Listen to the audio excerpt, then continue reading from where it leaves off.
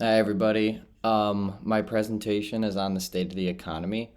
I'd just like to put a disclaimer out that I have a lot of construction going on at my house, so I apologize if there's a lot of background noise.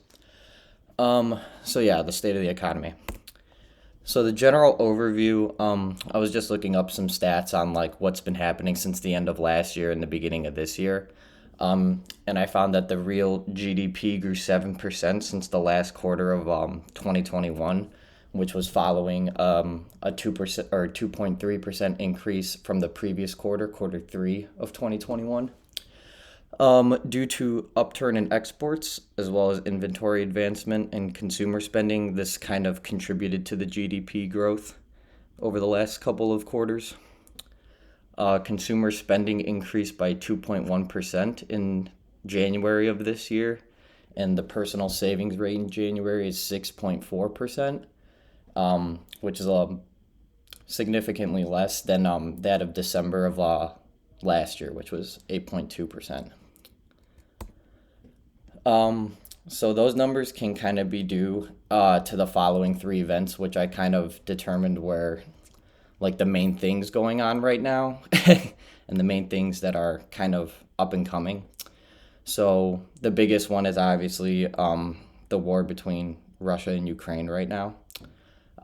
There are supply chain issues for farmers, which could drive higher food prices. Travel restrictions and rising airfare costs, so not a lot of people are traveling, meaning that those companies are probably losing money right now. Stock market volatility as well as faster Fed rate increases.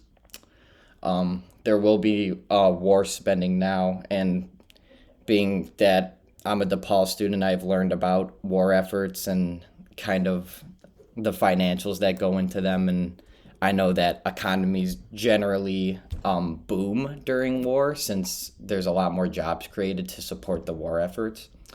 And as for America, the GDP has some growth stunts. So we were experiencing, as I mentioned before, some growing GDP rates since quarter four of 2021. And now this war can kind of stunt the track we were on and the GDP that was to come for us. So obviously, another current event that is still somewhat talked about, even with the war in Ukraine, is the COVID-19 virus, which seemingly disappeared as soon as the war started.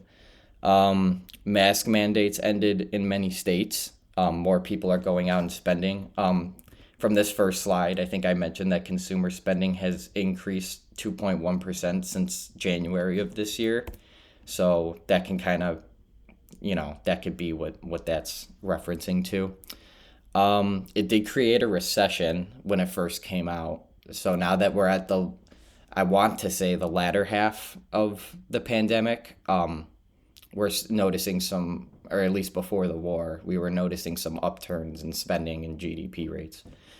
Yeah, the nationwide shutdown kind of drove unemployment rates to alarming levels. I believe that they may still be at those levels. I know a lot of people are choosing to not work or to work from home due to this virus, so that kind of changed people's opinions on like labor and work as a whole. And lower interest rates, meaning a housing market boom. So expect people to be, in the market for a house pretty soon. I was doing some research that just said that they lowered interest rates and they're expecting a housing market boom. So this third current event, I kind of just threw in there because, in all honesty, I figured that the war in Ukraine and COVID-19 were pretty much the biggest current events happening.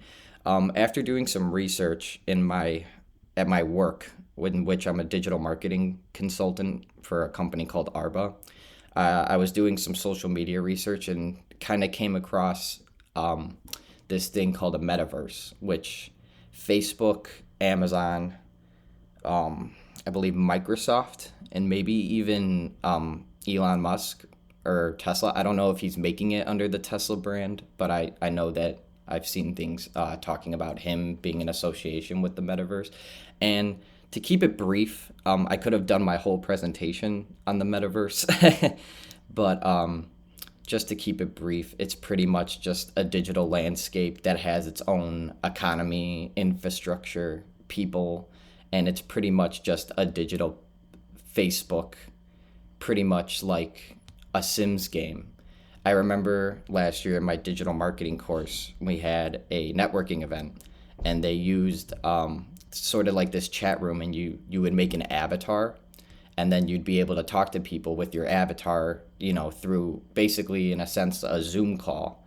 And pretty much the metaverse follows those core principles of the avatars and the digital means of communicating, except they're planning on introducing things such as like Bitcoin or NFTs, to basically make a digital economy within these metaverses. So some of the points I just jotted down here was that more money is being allocated to this experimental product. So like I said before, the three of the five biggest companies in the world, Facebook, Amazon, and I think I mentioned Elon Musk, and I also think Apple is on board with trying to make their own version of a metaverse. But we're noticing that these monstrous corporations are investing a lot of money into this experimental kind of landscape. So, it must be up and coming for them to be allocating that many resources to it. As I stated before, this could bring in new methods of advertising and spending for consumers, meaning new ways to harness like digital marketing means and to profit off of your digital marketing in the metaverse, as well as from a consumer standpoint, spending money on those advertisements. So we're introducing pretty much a whole new means of of spending and advertising for consumers and businesses.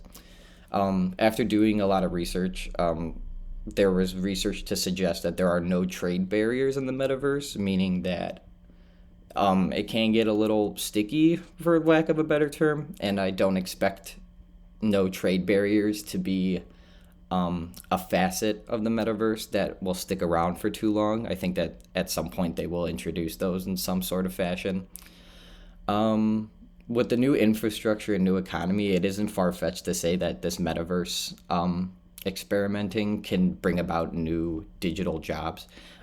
Being that, I think I mentioned before, I don't want to go back 4 slides, but I think I mentioned before that the unemployment rate was rising and a lot of people are starting to either work from home or not work altogether. So basically, my train of thought was that they would be able to use the metaverse to get a job basically in a digital landscape from the comfort of their own home, which can create a bunch of, pretty much new jobs in any field if you really think about it, meaning that there's X amount of new incomes and X amount of new consumers spending. And the metaverse introduction is just going to, solidify kind of the growth of NFTs and cryptocurrency. So I think that once this kind of hits the market, that NFTs will pretty much be the norm, or at least another form of currency that people are very much used to using. So overall, the state of the economy. I was trying to do a bunch of research, but the war has put us in a very unknown position for what's to come next. There is a 4.21% running interest rate currently, and an inflation spike 7%. There was a GDP surge, as I mentioned before, in the last quarter of 2021, and as of right now, the U.S. economy is rapidly growing with more consumer spending. But like I just said, with the war efforts in Ukraine and kind of like the state of the world right now, it's very unknown for what's to come next. And just a little reflection. A lot of factors determine the state of the economy, and I quickly found that out as soon as I began researching this. I learned about a lot of current events. As I stated, I only mentioned those 3 because those 3 seem to be like the determining factors of the economy as of right now. And yeah, I mean, it's hard to say what this means for the following year. I'll have to see how Ukraine pans out with their situation right now, and possibly like what America does in that situation, because if we get involved or don't get involved, like, these decisions can heavily impact our economy. New market and spending options will soon be available, as I stated, with the metaverse. And there's new technology to come, new ways to advertise, new ways to make and spend money. So it's going to be a different landscape in about 10 years, I would say, that the economy is going to take a dramatic shift into probably a more digital age with the introduction of these metaverses. And that's it. Thank you very much. Appreciate it.